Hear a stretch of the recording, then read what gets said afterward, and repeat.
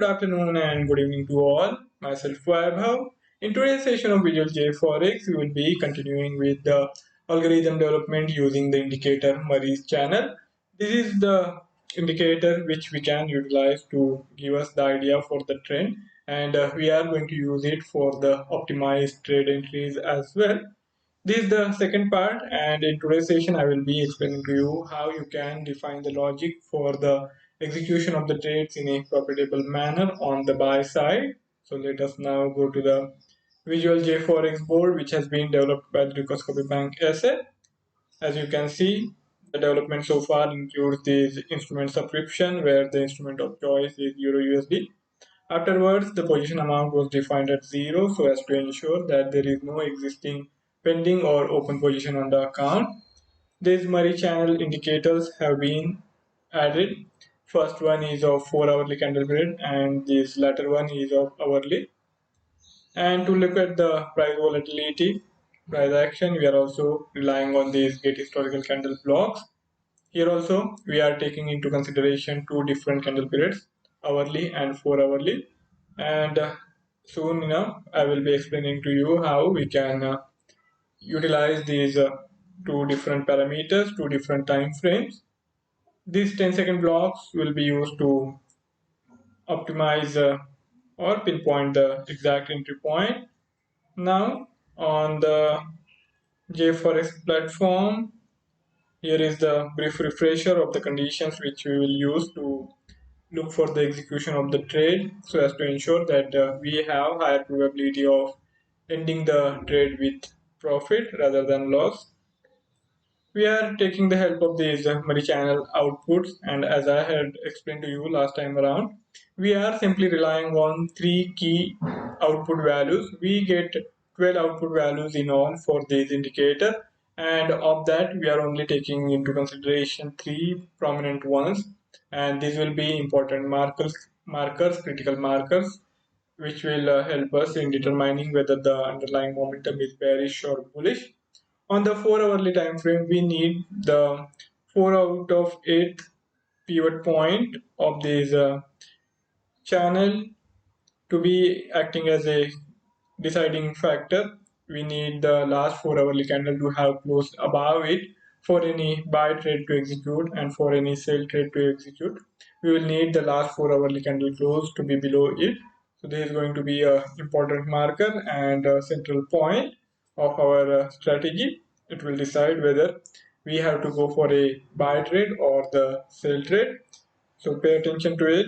Out of these 12 values, we have to go back straight into the middle and take out that value, and that is going to be a important factor. Okay, so after that we turn our attention to the lower time frame. On the hourly candle period, we will need to take into consideration three output values. First, I will edit this to reflect the changing time period.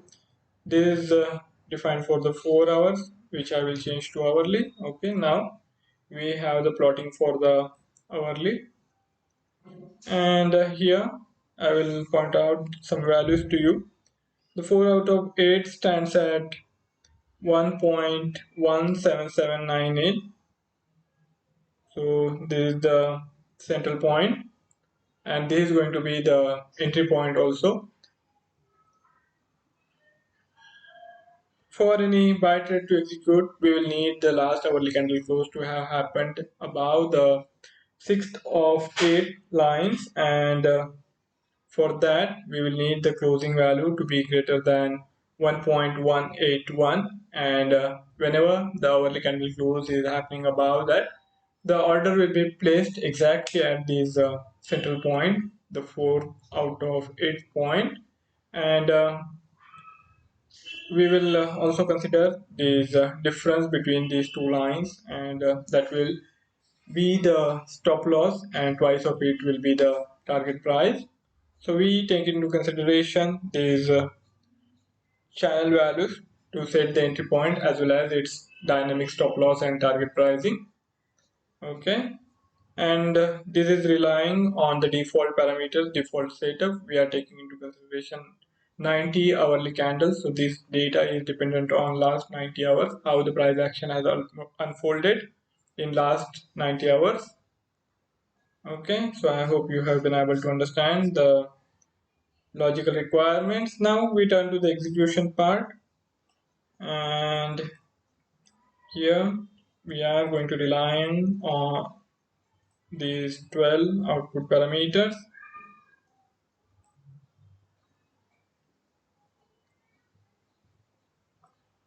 On the 4 hourly candle period for this block, the only value which will concern us is going to be this level 48P11. Okay, and we need the 4 hourly candle close to have happened above it. So now let us start defining the conditions for the execution of the trade, and we will need to take a couple of calculation expression blocks also. So we will do the calculations as we need. So we start with the if blocks first.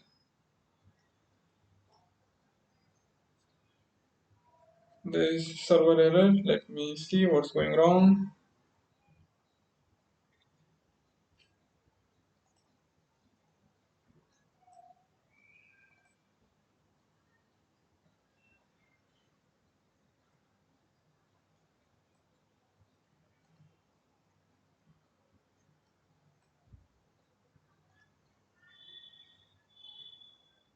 Internet seems to have been disconnected. Let me reconnect it.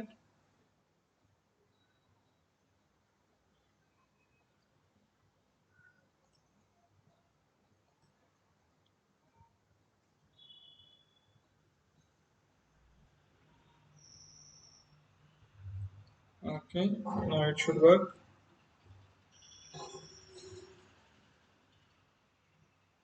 Yes.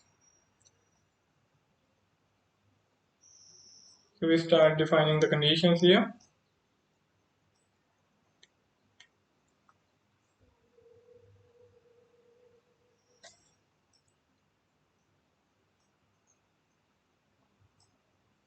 And for this, first condition is going to be dependent on level 48P11. So I take it as the second input and compare it to the closing value of candle 17, which is the 4 hourly candle.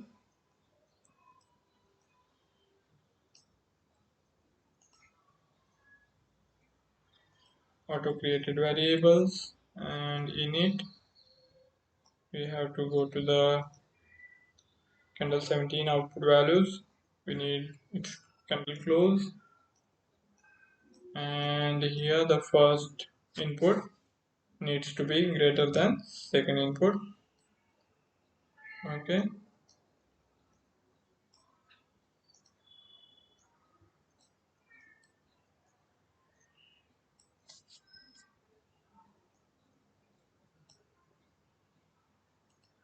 after that we have to consider the lower time frame, and there we need the last hourly candle close to have happened above this level 68 P15. So I take this as the second input, and in addition to that we are going to need candle 16 candle close.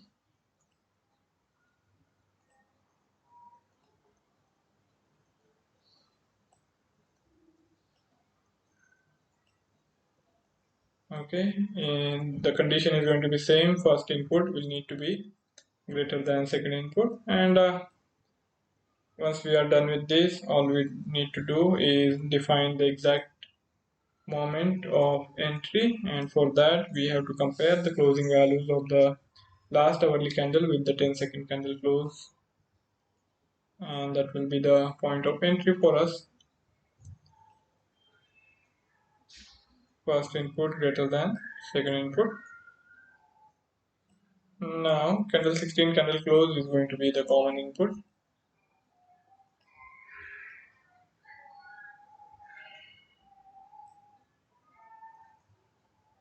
and we will compare it to the closing values of candle 18 candle and candle 19, which have the look back period of 1 and 2 respectively.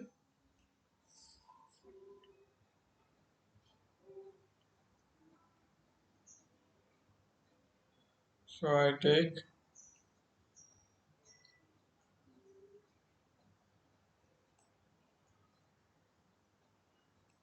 candle 18 candle close, and here first input needs to be greater than second input.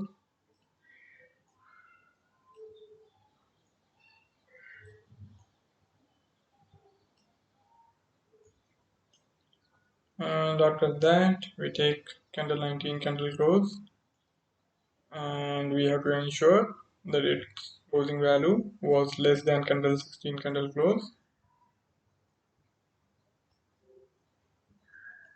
So these are the logical requirements, and now time is to bring in the trade command block pending open, as we will be placing the order on the lower side. So this is going to be a limit order, first input less than second input. Now we have to turn to the calculations. We will have to define the stop loss and target price in a dynamic way using the Murrey channel output values. So for that we are going to need to carry out a couple of calculations and multiple action at first.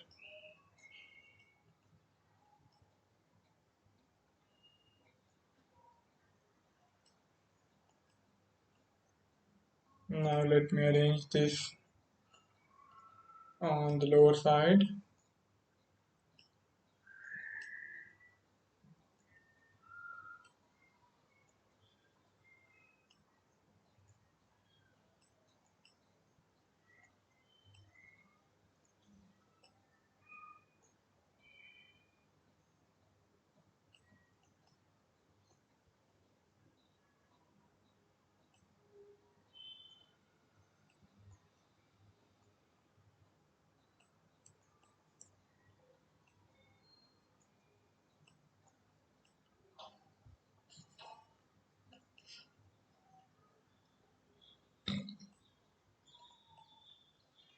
There is going to be a buy limit,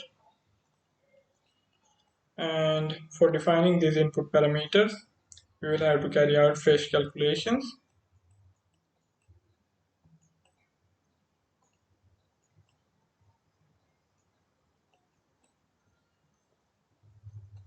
So for stop loss, the stop loss is going to be equal to the difference between the fourth out of the eighth value of this Murrey channel and the second out of eighth output value. So we have to take into consideration the difference, and if we use the values from the chart, if the algorithm were to execute the trade now, the stop loss is going to be around 40 pips, more than 40 pips.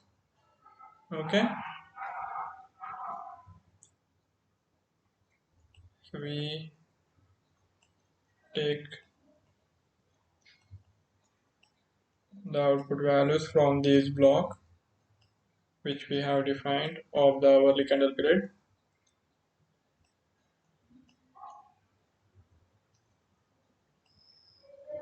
and we take this level 48 P15 and deduct level 28 P15 from it, A1 minus A2,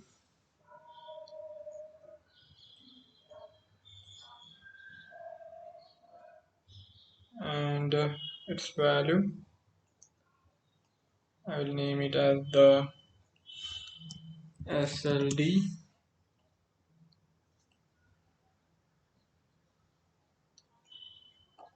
Once we have defined this, we have to also convert it in in the integer data type. This is now in double data type. So for that, to bring in these values which have 4 decimal points in integer format, I will have to multiply it by 10 raised to the power 4. We need one more calculation expression.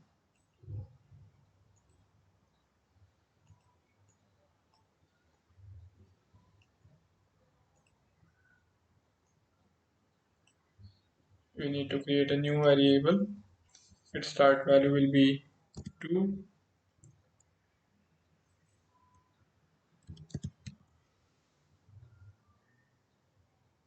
which we will use later on to multiply this output value to convert it into the target price. But for this to be converted into integer format, first we have to multiply it with 10 raised to the power 4. So 10,000.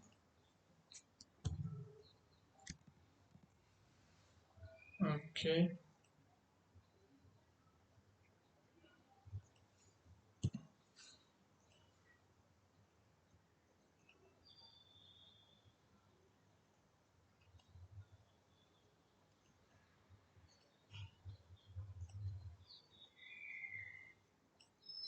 And this is going to be A1 into A2.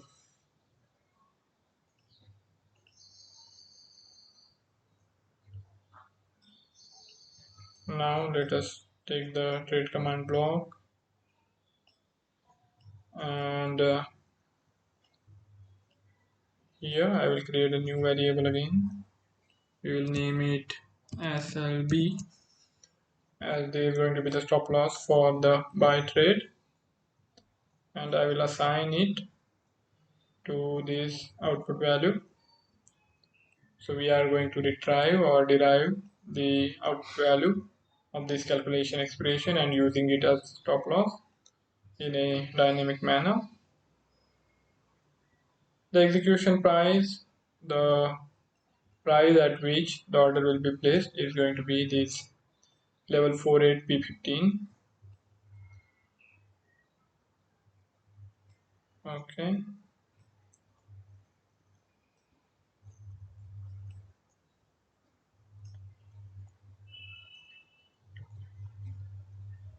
Now coming to other parameters, the default instrument is going to remain the same. Trade amount I will change to 0.1 million. Slippage 2 pips is good enough. Stop loss we have already defined. Take profit. For target price, I will create the new variable and we also have to carry out fresh calculations here. We will name it EPB. So new variable have been created and all we need to do is multiply this SLB by 2. So we get the risk reward ratio of 1:2.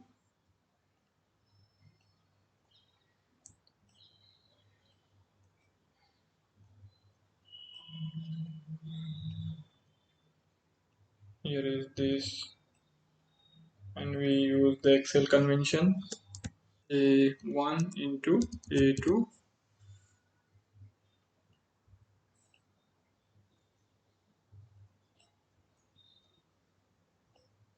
And as I said, we have to assign this variable here.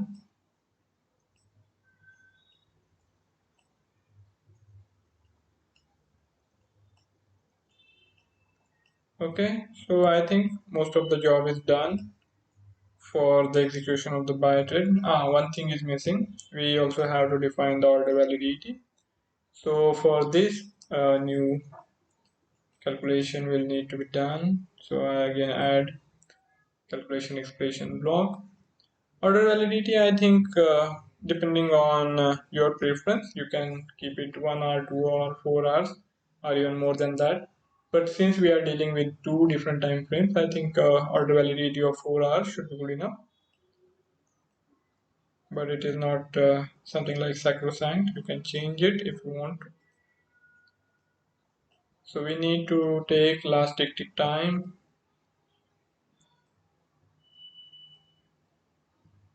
Here it is, and add to it 3.6 millions multiplied by 4.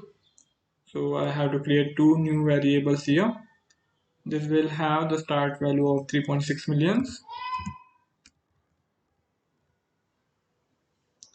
I hope I have got this right. Apparently so.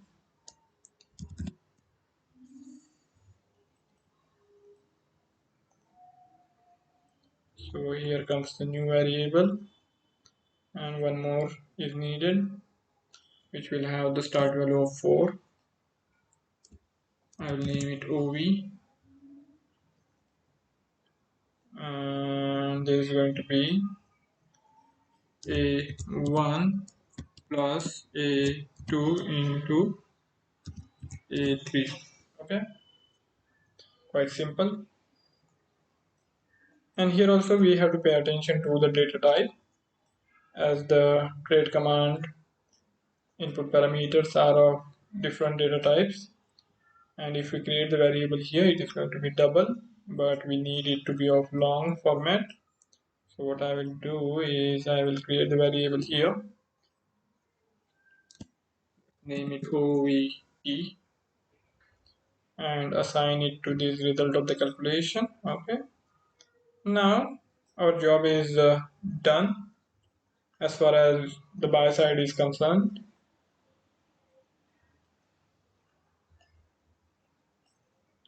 Let me join it to the multiple action.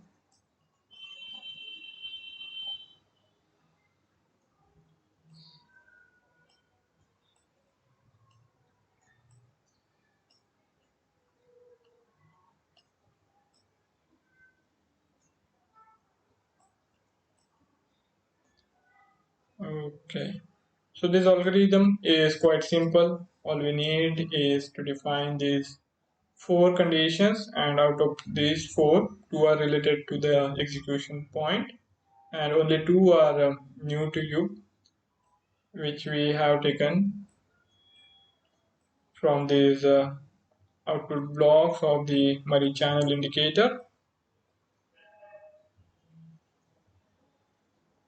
Okay, so I hope you have been able to understand the logical as well as the execution part of these session, and it was fairly simple. So you can try it out, and in the subsequent session I will be explaining to you how we can define the sell side of the equation, where we will see the conditions being defined for the execution of the sell trade, and with that our algorithm will be complete. So that's it from my side for today's session. If any of you have any query or any idea to share, you can write to me in the feedback section, and I would be more than happy to take the discussion forward. You can also check out the Dukascopy Analytics page for further coverage of the market developments, and you will also need to take the help of JForex platform for trading, as well as whenever you want to test these algorithms which we have developed on the Visual JForex platform. You can do it in a quite efficient way on the JForex platform. So do check it out. We are also available on the Facebook. You can join us there. You can reach out to us. Thank you all for joining in. Have a fabulous time ahead. See you next time. Till then, goodbye.